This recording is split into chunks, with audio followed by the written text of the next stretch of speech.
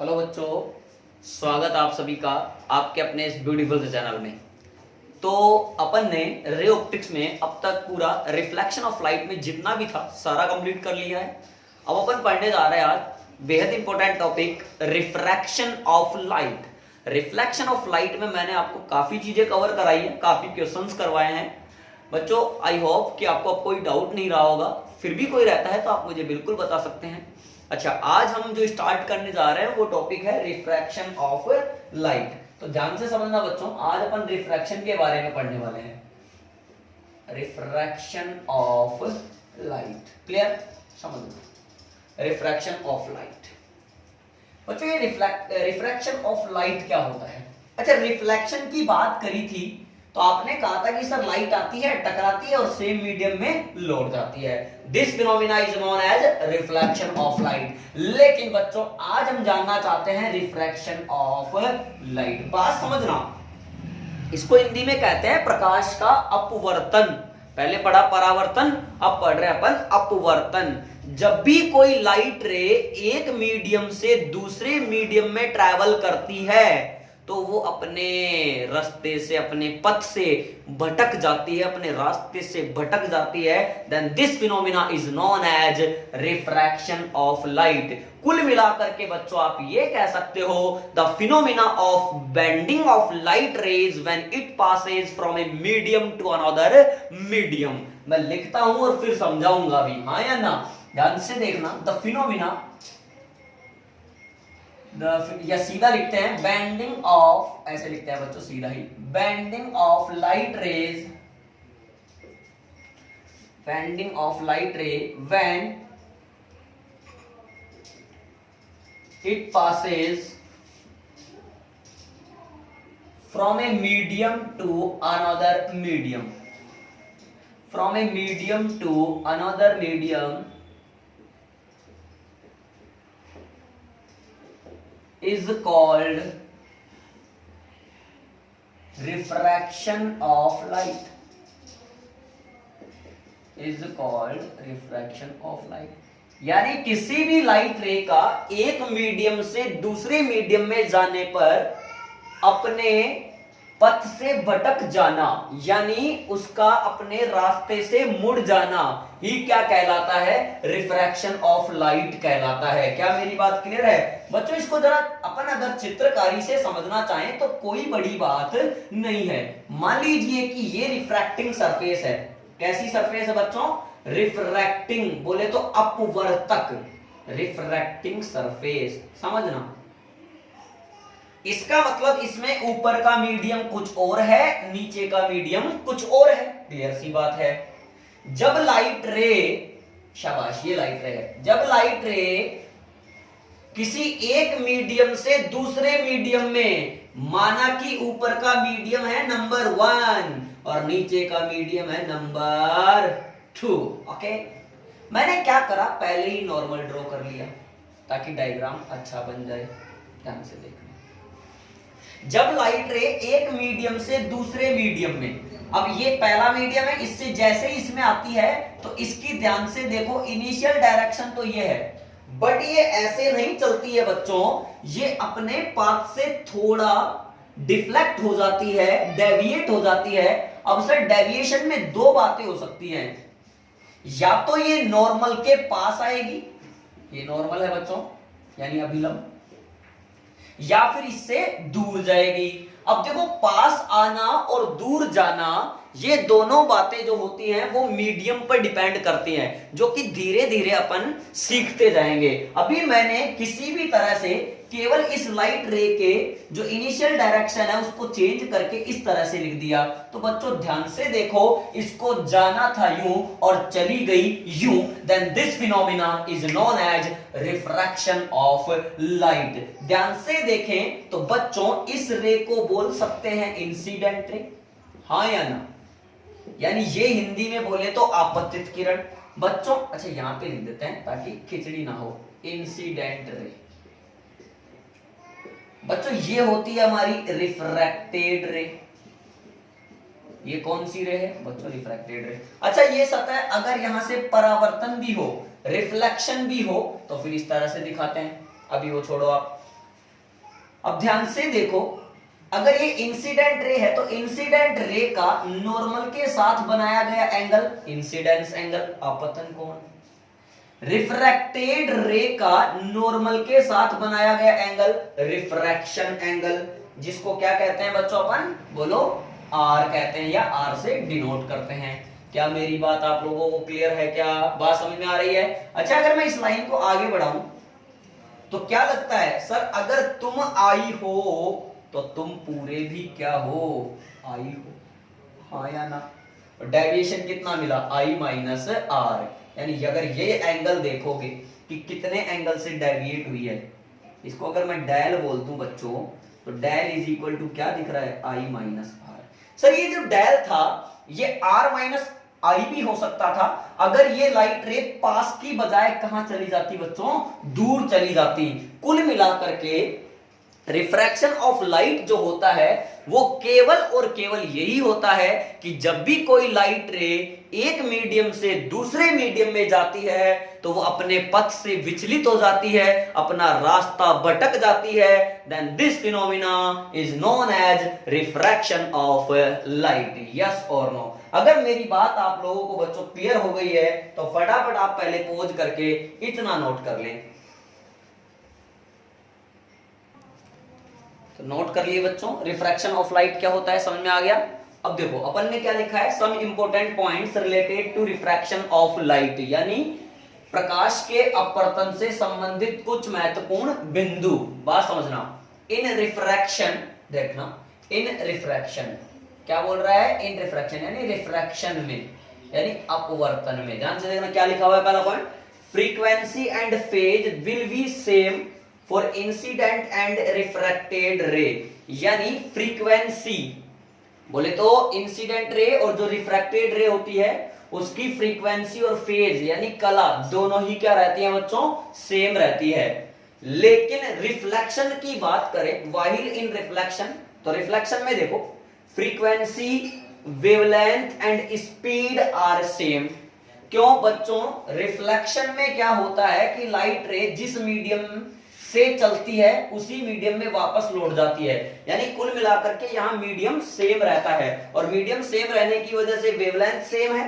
अब सीधी सीधी बात है कि वेवलेंथ जो होती है वो फ्रीक्वेंसी पर भी डिपेंड करती है, तो कुल मिलाकर के वेवलेंथ सेम है तो फ्रीक्वेंसी सेम है, और फ्रीक्वेंसी सेम है तो ध्यान से देखना न्यू बराबर होता है सी लैम्डा, सॉरी C बराबर होता है न्यू लैम्डा, इस तरह से C बराबर होता है बच्चों न्यू लैम्डा। तो बात समझो, अगर लैम्डा कांस्टेंट तो न्यू कांस्टेंट, तो कुल मिलाकर के आपका स्पीड नॉट वेलोसिटी बच्चों, क्या स्पीड यानी मैग्नीट्यूड ऑफ वेलोसिटी भी क्या रहता है, कांस्टेंट रहता है। यानी लाइट रे जितने वेलोसिटी बोले तो जितनी स्पीड से आती है उतनी स्पीड से चली जाती है, तो मीडियम सेम रहने की वजह से फ्रीक्वेंसी सेम रहता है रिफ्लेक्शन में, वेवलेंथ सेम रहता है और स्पीड सेम रहता है।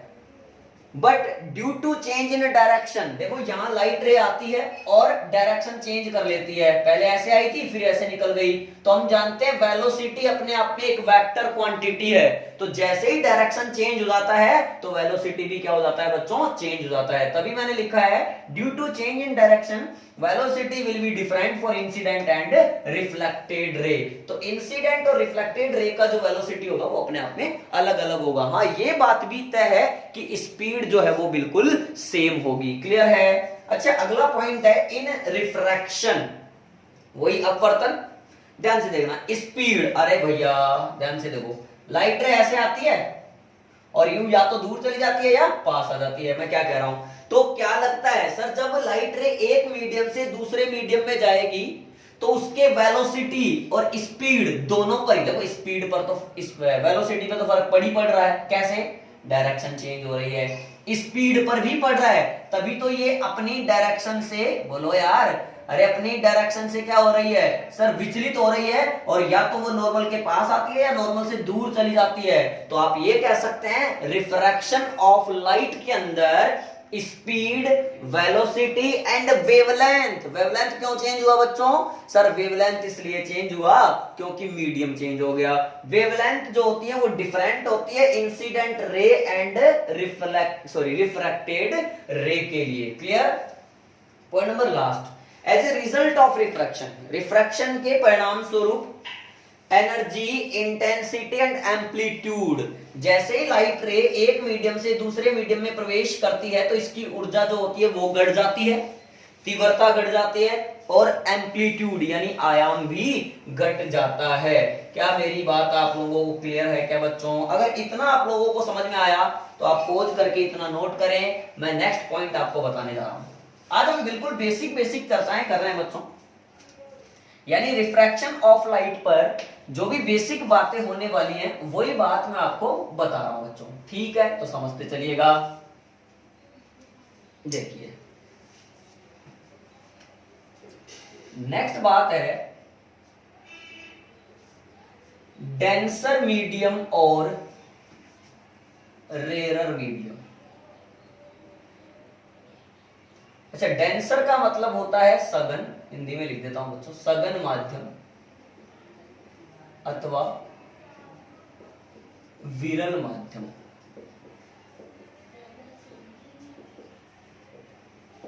ध्यान से समझना, मैंने बीच में और लगाया है, एंड नहीं लगाया है, तो यहां से क्लियर होता है कि these two medium are defined with respect to each other. कहने का मतलब ये दोनों मीडियम एक दूसरे के सापेक्ष परिभाषित किए जाते हैं, किसी भी एक को पर्टिकुलरली डिफाइन नहीं कर सकते हैं। तो जरा समझने की कोशिश करते हैं। डेंसर यानी सघन, तो डेंसर से क्या मतलब है बच्चों? सघन, समझना, यानी जहां पर डेंसिटी ज्यादा हो। डेंसिटी क्या हो बच्चों? ज्यादा हो, यानी ऐसा मीडियम जिसमें पार्टिकल्स क्या हो बच्चों? पास पास हो, ऐसी बात।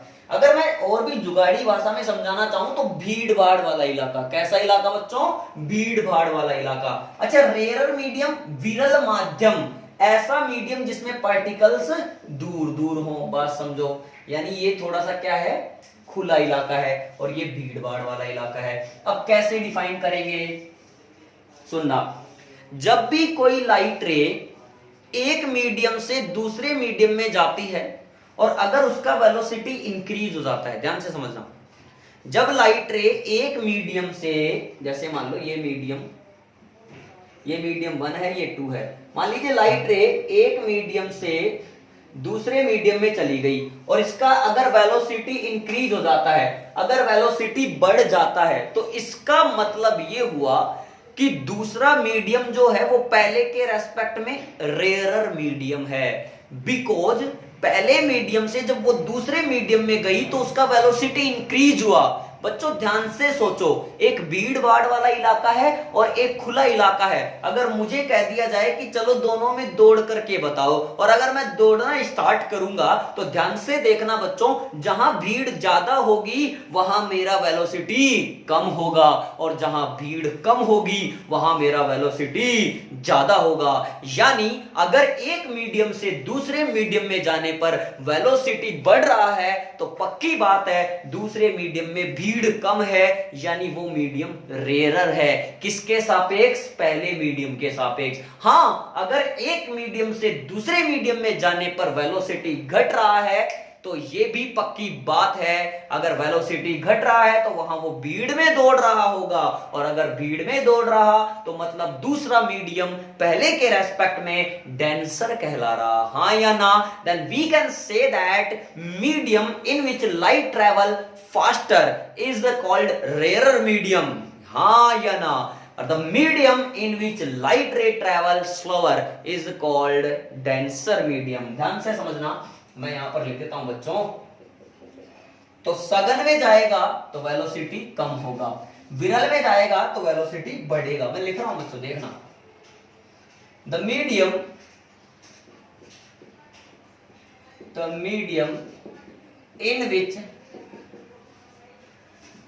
in which light travel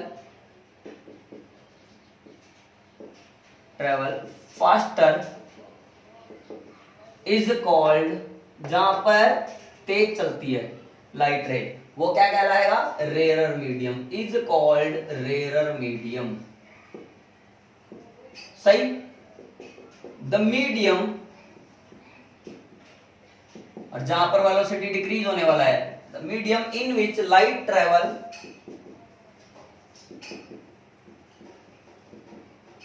slower is called denser medium। आया ना बच्चों? अरे बात समझ में आ रही है क्या? अच्छा एक खास बात और लिख लेते हैं यहां पर, क्या कि denser medium and rarer medium, denser medium and rarer medium are defined with respect to each other, एक दूसरे के सापेक्ष परिभाषित किए जाते हैं। तुमने कहा कि सर फिर इसका मतलब किसी भी एक पर्टिकुलर मीडियम को ना डेंसर कहा जा सकता है और ना ही रेयरर कहा जा सकता है। ये तो बात डिपेंड करेगी भैया वेलोसिटी बढ़ गया या घट गया। देखो इसी पर आगे बढ़ते हुए मैं एक एग्जांपल से आपको ये चीज समझाता हूं, आप समझिएगा। देखिए जैसे बच्चों मैंने बात कर ली लाइट की, और मीडियम सेम रखता हूं, लाइट और साउंड दोनों की बात कर लेते हैं। एग्जांपल नंबर 1, मैंने कहा कि लाइट है यानी प्रकाश है, और वो कहां गया बच्चों? एयर से वाटर में चला गया। एयर से कहां ट्रेवल कर रहा है? वाटर में। हो गए दो मीडियम अलग अलग। अब ध्यान से देखना, लाइट जो होता है उसका वेलोसिटी एयर में क्या होता है बच्चों? ज्यादा होता है, यानी c in air for light is greater than c in water.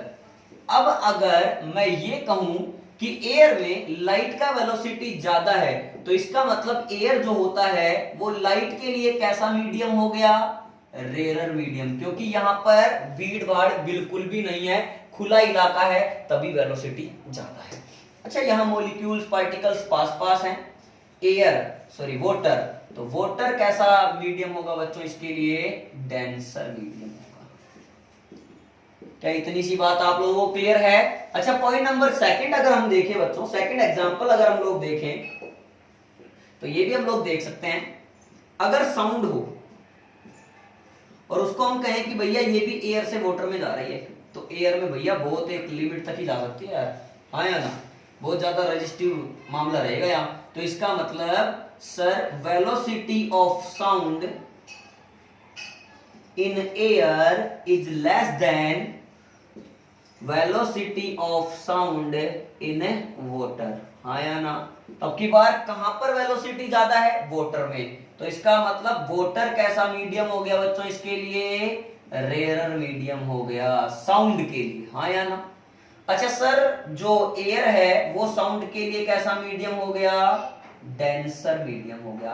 ध्यान से देखो, जब मैंने लाइट की चर्चा करी, हालांकि इस चैप्टर में लाइट ही पढ़ना है, जब लाइट की चर्चा करी तो लाइट के लिए एयर रेयर मीडियम है, जबकि साउंड के लिए लाइट कैसा लाइट के लिए एयर रेयर मीडियम है, जबकि साउंड के लिए जो एयर है वो कैसा मीडियम है? डेंसर मीडियम है। उसी तरह से लाइट के लिए वाटर डेंसर मीडियम है और साउंड के लिए वाटर रेयरर मीडियम है। यानी बच्चों ऐसा नहीं है कि जो एयर होता है वो हमेशा रेयरर होता है या हमेशा ही डेंसर होता है, ऐसा कुछ नहीं है। ये डिपेंड करता है वेलोसिटी कहां इंक्रीज हो रहा है और कहां पे डिक्रीज हो रहा है। इसीलिए मैंने कहा कि डेंसर और रेयरर मीडियम हमेशा एक दूसरे के रेस्पेक्ट में ही डिफाइन किए जाते हैं। जब लाइट रे एक मीडियम से दूसरे मीडियम में जाए और उसका वेलोसिटी बढ़ जाए तो दूसरा मीडियम रेयरर कहलाएगा, और अगर वेलोसिटी घट जाए तो दूसरा मीडियम डेंसर कहलाएगा, हाँ या ना? क्या इतनी बात आपको मेरी समझ में आती है क्या बच्चों? अगर समझ में आती है तो पॉज करके इतना नोट करें पहले आप।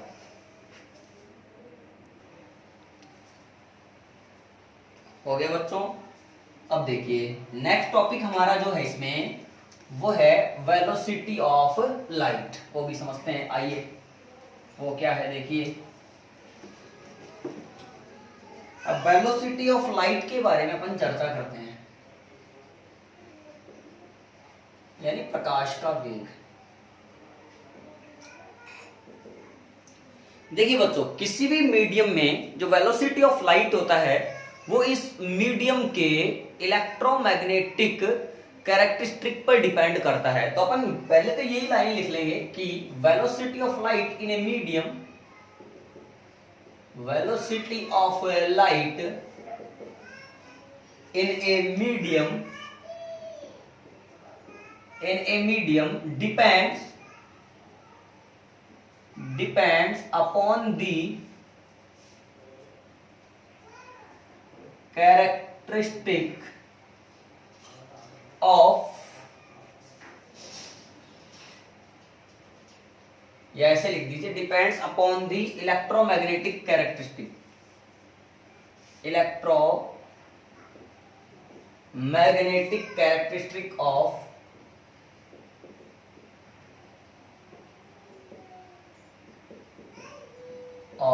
That medium. यानी किसी भी मीडियम में जो लाइट का वेलोसिटी होता है वो उस मीडियम के विद्युत चुंबकीय गुणों यानी इलेक्ट्रोमैग्नेटिक कैरेक्टरिस्टिक पर डिपेंड करता है। जैसे मैंने इसमें पहला पॉइंट लिया बच्चों कि velocity of light in vacuum. Vacuum में बात कर ली बच्चों पहले अपन ने। अब ध्यान से देखना, वैक्यूम में अगर लिखना है तो कोई प्रॉब्लम नहीं है। वैक्यूम में जो वेलोसिटी ऑफ लाइट होता है वो होता है c not is equal to 1 upon under root mu not epsilon not. अब आप हमसे पूछेंगे कि ये म्यू नॉट क्या चीज है और एप्सिलॉन नॉट क्या चीज है। तो बच्चों एप्सिलॉन नॉट क्या है मैं आप लोगों को पहले एक चीज बता देता हूं। एप्सिलॉन नॉट जो होता है वो होता है electrical permittivity of free space और वैक्यूम, कुछ भी बोलो इसको, ठीक है। और म्यू नॉट जो होता है वो होता है मैग्नेटिक परमिबिलिटी ऑफ वैक्यूम। अभी आप केवल इनके नाम दिमाग में रखे बच्चों, जैसे हम आगे बढ़ेंगे आपको इनके बारे में भी जानकारी मिलती रहेगी, आप आगे समझिए। अगर यही पॉइंट मैं ऐसे लिखना चाहूं बच्चों, velocity of light in medium, किसी मीडियम की बात कर लें, velocity of light in medium, इसको मैंने लिखा cm, m से। तो बच्चों ये आता है 1 अपॉन अंडर रूट ऑफ, अब यहां पर आ रहा है magnetic permeability of vacuum, electrical permittivity of vacuum, तो इसकी जगह पर यहां जाएगा म्यू m एप्सिलॉन m। बात समझो, अगर वहां पर वैक्यूम के बारे में बातें हैं तो यहां मीडियम के बारे में बातें होंगी। तो आप लोग यहां लिख सकते हैं बच्चों चाहो तो कि एप्सिलॉन m जो होगा वो होगा electrical permittivity of medium, electrical permittivity of medium, और जो हमारा म्यू m होगा बच्चों वो होगा हमारा मैग्नेटिक परमिएबिलिटी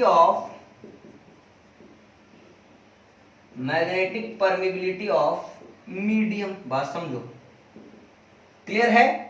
अब आगे बढ़ते हैं बच्चों, जरा ध्यान से देखो, मेरे पास एक है cm और एक है c नॉट। तो मैंने क्या करा, इन दोनों इक्वेशन को काम में लेकर एक रिजल्ट और निकालना चाहा। तो आप ध्यान से देखना, मैं इस तरफ आ रहा हूं और एक रिजल्ट निकाल रहा हूं। मैंने लिखा ऊपर फ्रॉम इक्वेशन 1 एंड 2, ध्यान से देखना, मैंने मिटाया नहीं है,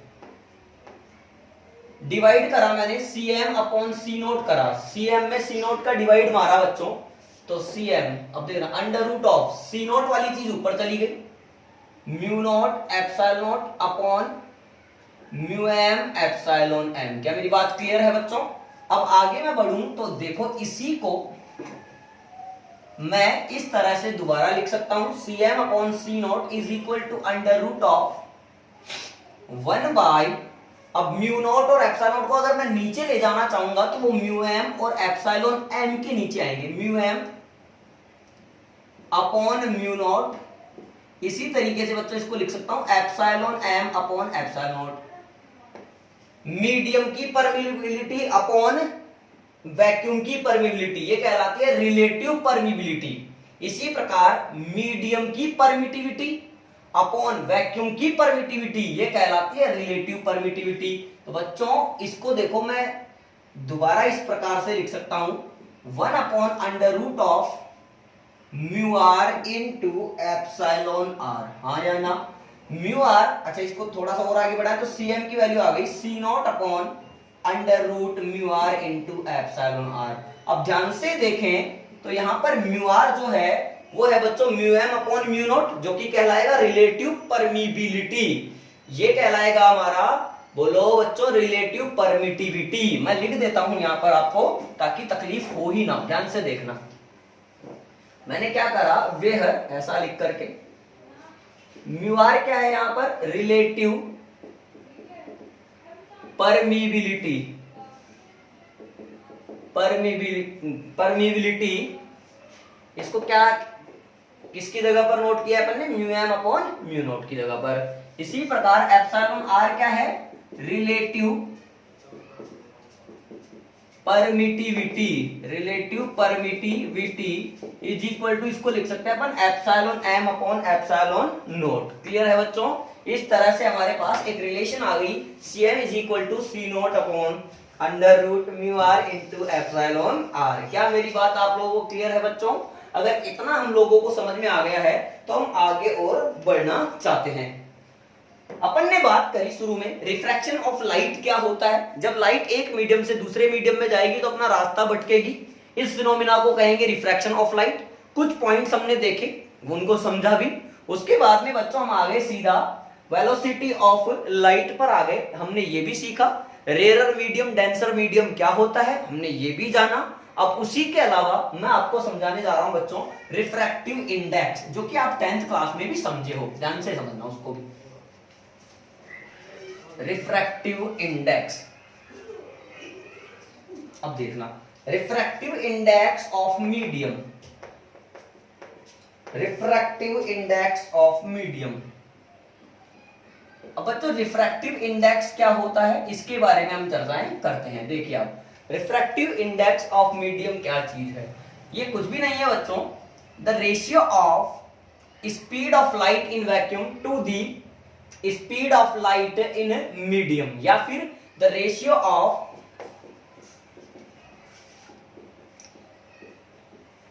वेलोसिटी ऑफ, ऐसे भी लिख सकते हैं, the ratio of velocity of light in medium, sorry in vacuum, the ratio of velocity of light in vacuum to the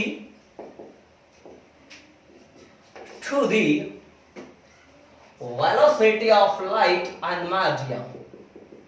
Velocity of light and medium is called, ध्यान से समझना, the ratio of velocity of light in vacuum to the velocity of light in medium is called refractive index. क्या इसी के लिए sir velocity of light पढ़ाया था? बिल्कुल बच्चों, is called refractive index. It is denoted by mu.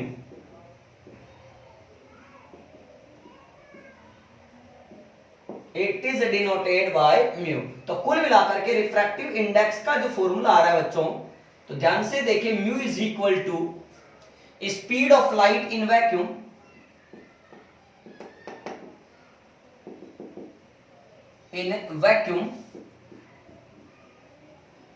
upon speed of light in medium. Speed of light in medium. अच्छा, speed बोलो चाहे वेलोसिटी बोलो, इससे कोई खास फर्क नहीं पड़ता है। आप चाहे इसको स्पीड लिख लें चाहे वेलोसिटी लिख लें, इससे कोई खास दिक्कत हमें यहाँ पर नहीं होने वाली है। ठीक है बच्चों, क्योंकि वैसे भी हम यहाँ पर मैग्नीट्यूड यूज करने वाले हैं। अच्छा, इसको किससे डिनोट करते हैं बच्चों अपन? सी नोट से। वैक्यूम में लाइट का वेलोसिटी मैंने किससे दिखाया था? सी नोट से। और मीडियम में मैंने किससे दिखाया था बच्चों? सी एम से।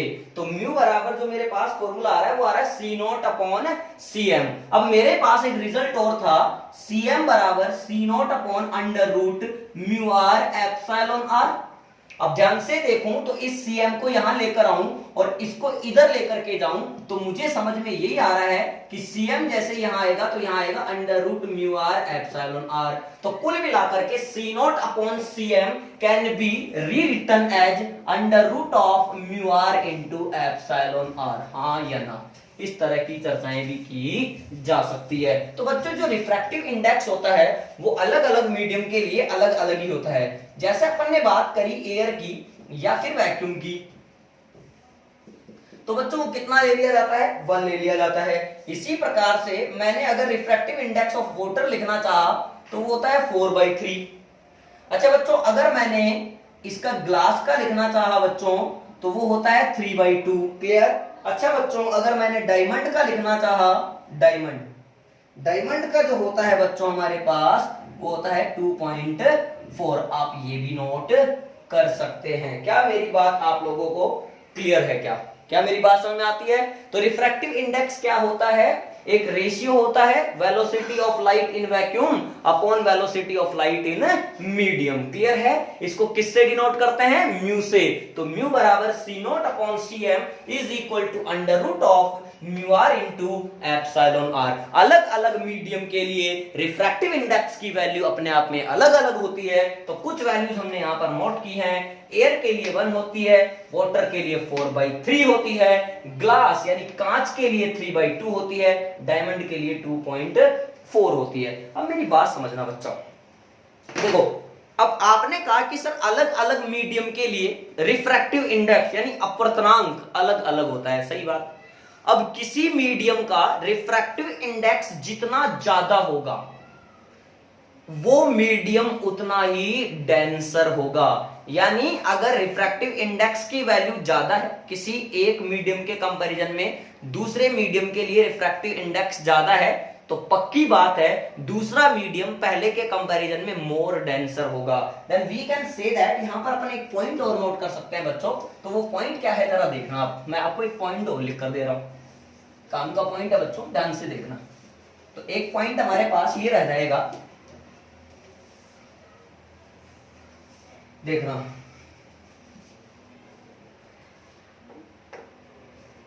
For large value of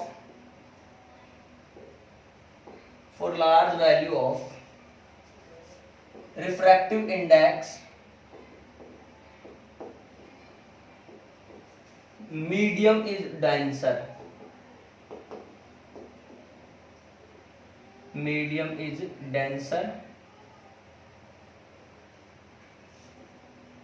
and for small value of refractive index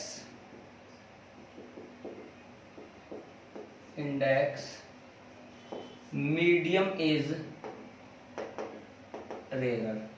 मान लीजिए दो मीडियम्स के आपको रिफ्रैक्टिव इंडेक्स गिवन है, एक का बोला 1.2 है, दूसरे का बोल रहा है कुछ भी 2.1 है। आप कुछ समझदार हैं, कुछ भी हो सकता है भैया, 1.9 भी हो सकता है। अगर ये 1.2 है, अरे ये 1.2 है, ये 1.9 है, तो समझदार है जिसका रिफ्रैक्टिव इंडेक्स ज्यादा होगा वो मोर डेंसर होगा इसके कंपैरिजन में। यानी ये डेंसर मीडियम हो गया और ये रेयर मीडियम हो गया। क्या मेरी बात आप लोगों को क्लियर है?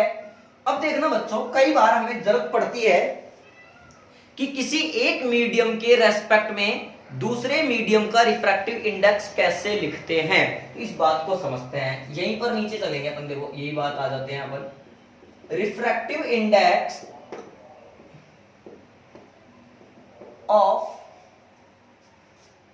मीडियम 1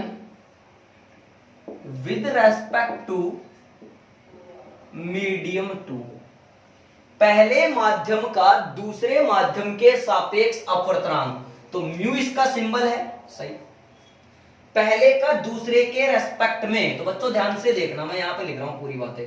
पहले का यानी पहले का मतलब अब जिसका है उसको लिखते हैं यहां आगे, जिसके रेस्पेक्ट में लिखना है उसको लगाते हैं यहां।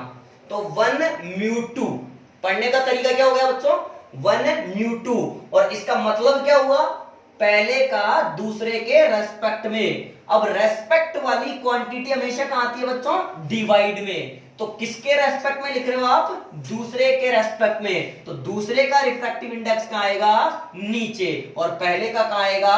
ऊपर। तो 1μ2 की वैल्यू आ गई μ1 अपॉन μ2। क्या मेरी बात क्लियर है? इसी प्रकार से इसको लिख सकते हैं बच्चों C0 अपॉन Cm1। यानी ये पहले मीडियम में वेलोसिटी ऑफ लाइट है और ये वैक्यूम का फिक्स रहेगा। इसी प्रकार इसको लिख सकता हूं मैं C0 अपॉन Cm2। ध्यान से देखें तो C0 से C0 कैंसिल होने वाला है, ये बनेगा मेरे पास Cm2 अपॉन Cm1। क्या मेरी बात आप लोगों को क्लियर है क्या? अब बच्चों और ध्यान से देखें तो C बराबर होता है न्यू लैम्डा, C बराबर होता है न्यू लैम्डा। चूंकि न्यू कांस्टेंट है तो C is directly proportional to lambda. तो यहां पर जो है CM2 यानी दूसरे मीडियम में वेवलेंथ अपॉन पहले मीडियम में वेवलेंथ, तो कुल मिलाकर के μ1 अपॉन μ2 की वैल्यू आ रही है λ2 अपॉन λ1 या CM2 अपॉन CM1। इस तरह से ये हम फॉर्मूला एक नोट कर सकते हैं। इसी तरह से अगर बच्चों मैं लिखना चाहूं refractive index of medium 2, refractive index of medium 2 with respect to medium 1। Okay, तो इसको लिखने का तरीका मीडियम 2 का लिखना है, 2 पहले लिख लिया, 1 के रेस्पेक्ट में लिखना चाहते हैं तो 2μ1 इज इक्वल टू, पहले के रेस्पेक्ट में अगर अपन को लिखना है तो बच्चों जिसके रेस्पेक्ट में लिखना होता है वो कहां आता है, हमेशा नीचे। तो μ1 कहां आएगा, नीचे आएगा, और μ2 कहां आएगा, ऊपर आएगा। क्लियर है? इसी तरह से अगर मैं इसको आगे बढ़ाना चाहूं तो C0 अपॉन CM2 अपॉन क्या आने वाला है, C0 अपॉन CM1। यस और नो? इसका मतलब बच्चों C0 से C0 कैंसिल आउट हुआ, आंसर आया CM1 अपॉन CM2। हाँ या ना? According to this relationship we can say that CM1 upon CM2 should be equal to λ1 upon λ2। हाँ या ना? क्या मेरी बात आप लोगों को समझ में आती है? अगर समझ में आती है तो हाँ कीजिए, नहीं आती है तो ना कीजिए। ओके, अब हम आगे बढ़ना चाहते हैं। अब बच्चों मैंने आपको किसी एक मीडियम के रेस्पेक्ट में दूसरे मीडियम का रिफ्रैक्टिव इंडेक्स लिखना सिखा तो दिया है। एक एग्जांपल इसका लेकर के देखते हैं, अगर कहीं पर जरूरत पड़े तो किस तरह से इसको लिखा जा सकता है। देखो मैं एक एग्जांपल ले रहा हूं बच्चों, आप भी ट्राई करिएगा पॉज करके, जब एग्जांपल लिखूंगा तब कॉन्फिडेंस आएगा बच्चों। अरे हाँ या ना, अरे बोलो तो सही। अब देखो बच्चों, देखो पीला एग्जांपल, पीला जैसे अपन ने रिफ्रैक्टिव इंडेक्स ऑफ, कुछ भी ले लो,